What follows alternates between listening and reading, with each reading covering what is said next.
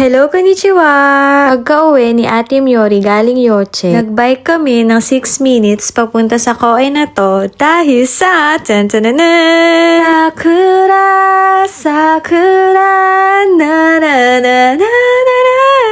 Napakanta pa nga, pero ang ganda no. Nagdala nga ako ng tripod para makapag-picture kaming tatlo. Ang ganda nga rin ng panahon. Sayang nga lang nasa work si Daddy Christian. Di bali, may susunod pa naman. Nagdala lang ako ng konting snacks nila. At pagkatapos nga, naglaro na lang silang dalawa. Tuwang-tuwa si Bunso. Pero mas natuwa si ate kasi ngayon may kalaro na siya. Malapit dito yung favorite restaurant namin. Kaya ito, mag-dinner na kami. Sponsored by Nana. Thank you, Nana! Hinayaan ko nang mag-order si Miori kasi alam naman niya yung lagi naming ino-order. Pagkarating, nanghihingi na agad si Bunso. At nang mabusog, ito, nagpapakute pa sa kabila. Tapat nito, may recycle shop kaya dumaan muna kami saglit. Hindi siya ganong kalakihan pero marami kang makikita. Sumikip na nga ngayon sa dami nilang items. Ang nabili lang namin, jelly ni Miori.